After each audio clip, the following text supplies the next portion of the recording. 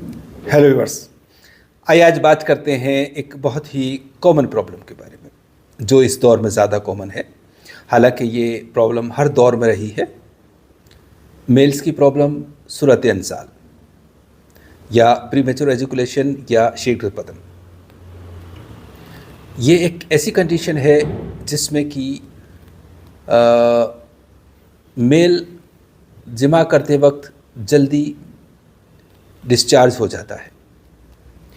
सूरत इंसाल को exactly define करने के लिए कोई ख़ास असेसमेंट या फार्मूला नहीं है, लेकिन फिर भी हम यूँ कह सकते हैं कि जिमा के लिए, इंटरकोर्स के लिए एक जो ड्यूरेशन चाहिए वो कम से कम 1 मिनट और ज़्यादा से ज़्यादा 5 मिनट।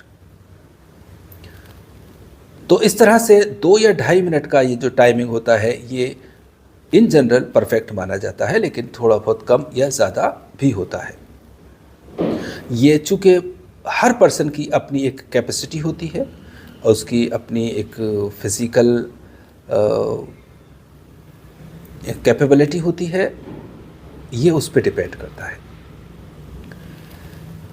और हम आगे जब इसको जानेंगे तो ये बात और ज़्यादा बेहतर समझ में आएगी कि ये टाइमिंग्स का जो मामला है वो किस तरह से वेरी करता है।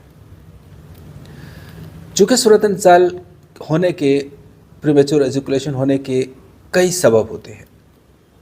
आम तौर से ये सर्दी और रतूबत यानी कि बरूदत और रतूबत या सर्दी और तरी की वजह से होता है। सर्दी और तरी जब जिस्म में बढ़ जाती है किसी के, तो वहाँ पर क़ुव्वत मासिका कमज़ोर हो जाती है। क़ुव्वत मासिका कमज़ोर हो जाती है तो जल्दी डिस्चार्ज हो जाता है।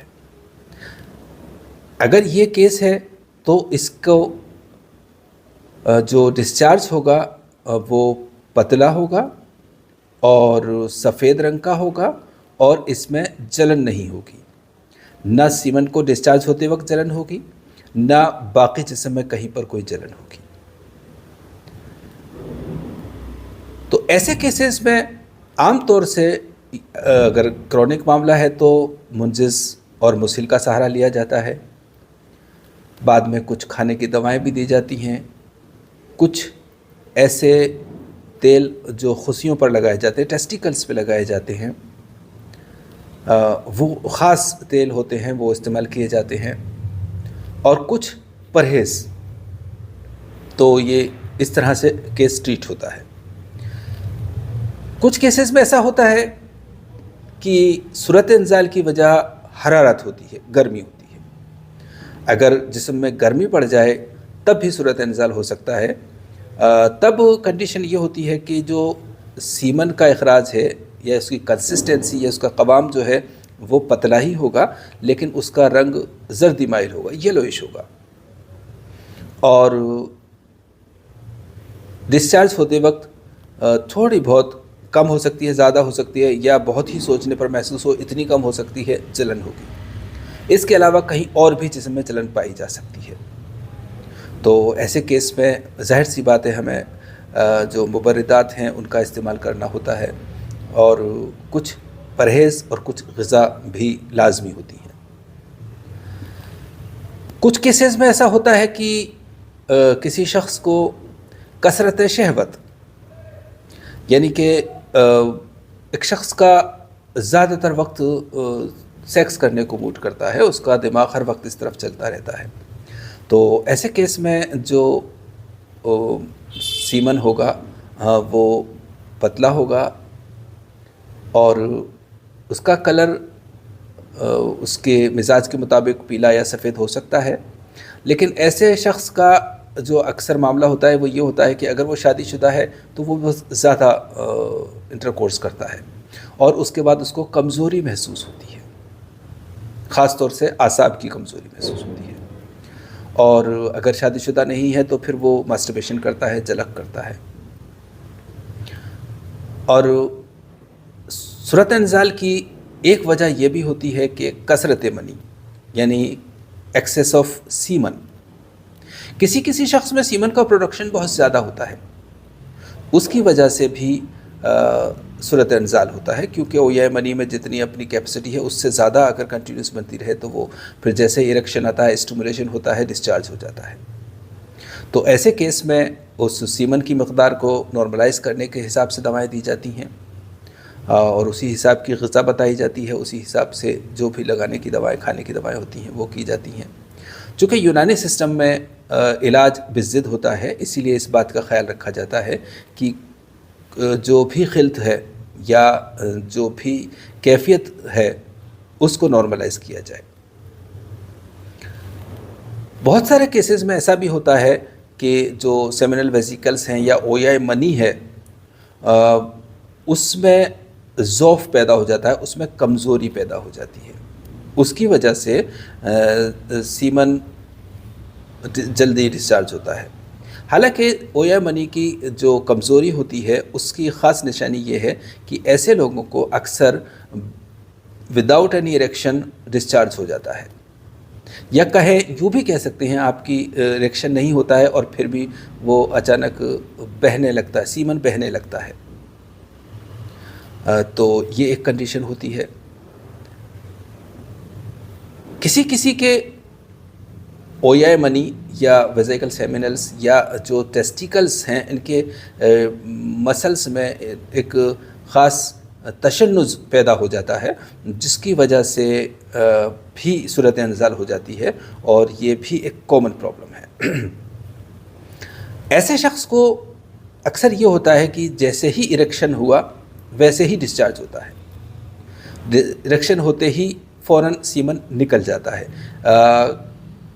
यहाँ तक होता है कभी कभी तो कि वो पेशेंट, वो शख्स पेनिट्रेट भी नहीं कर पाता है और बस उससे पहले ही डिस्चार्ज हो जाता है। ऐसे भी बहुत सारे केस हमारे पास आते हैं। एक वजह और होती है सूरत इंजाल की, जिसमें कि पीई और ईडी यानी प्रीमेच्योर एजुकेशन और इरेक्टाइल डिसफंक्शन साथ होते हैं। तो अगर प्रीमेच्योर एजुकेशन के साथ इरेक्टाइल डिसफंक्शन भी है यानी कि ज़ौफ़े बहा भी है, तो ये किसी ख़ास इन जनरल भी है और ख़ास भी किसी वाइटल ऑर्गन की कमज़ोरी के सबब हो सकती है। और फिर हम इन वाइटल ऑर्गन्स में किस ऑर्गन की इसमें शमूलियत है वो देखने के लिए फिर वो अलग से उसका एक केस को इन्वेस्टिगेट किया जाता है। तो इस तरह से सूरत इंजाल के जो भी कॉजेज़ हैं उनको बहुत ही गौर से देखा जाता है, सुना जाता है, समझा जाता है और फाइनल डायग्नोसिस के बाद उसकी जो भी ट्रीटमेंट, लाइन ऑफ ट्रीटमेंट तय होती है वो इस्तेमाल की जाती है। यूनानी सिस्टम में, यूनानी नज़रिए के हिसाब से चूँकि जो मर्ज़ होता है वो मिजाज में कोई तब्दीली आ जाए, यानी कि खिल्त का कोई, किसी ख़ास खिल्त का कोई गलबा हो जाए, वो घट जाए, बढ़ जाए, तो ऐसा होता है। तो उसकी तादील करने का इंतज़ाम किया जाता है, नॉर्मलाइजेशन किया जाता है। ज़्यादातर केसेस में तो ये सिर्फ़ जो वर्बल इन्वेस्टिगेशन होता है, पेशेंट से जो हमारे सामने की गुफ्तगू होती है, बातचीत होती है, पूछताछ होती है, उसी से डायग्नोसिस हो जाती है। कभी कभी कुछ केसेस में हमें किसी तरह के कुछ इन्वेस्टिगेशंस कराने पड़ते हैं, तो वो हमारे लिए एक एडिशनल इन्फॉर्मेशन हो जाती है। तो इस तरह से हमारी अपनी ऑलमोस्ट 40 साल की प्रैक्टिस में हम ये देख रहे हैं कि पहले जो इसके केस हुआ करते थे उससे उसकी परसेंट अब ज़्यादा बढ़ी है। तो इसीलिए हम कह सकते हैं कि ये केस, इस तरह के केसेस तो हमेशा ही रहे हैं, लेकिन अब इस दौर में इस वक्त ये बहुत सारी वजूहात की बिना पर ज़्यादा हो रहे हैं और उसको सही तरीके से समझ कर सही इलाज किया जाता है तो ये सब ठीक हो जाता है। ये बीमारियां या ये प्रॉब्लम कहें ऐसी नहीं है कि इसका इलाज हो ही ना पाए या कोई परमानेंट डिसऑर्डर या डिफिसिट हो गया है। सिर्फ़ और सिर्फ सवाल इतना सा होता है कि यूनानी नज़रिए से इस मर्ज़ की वजह को समझा जाए और फिर उस वजह के हिसाब से इलाज किया जाए, जो कि हम करते हैं। हमारा जो उसूल इलाज है पूरी तरह से यूनानी सिस्टम के एतबार से होता है। तो ये हमारा वीडियो डेडिकेटेड है उन लोगों के लिए जो सूरत इंसाल से परेशान हैं। ये था सूरत इंसाल के बारे में। फ़िलहाल इतना ही। अल्लाह हाफ़िज़।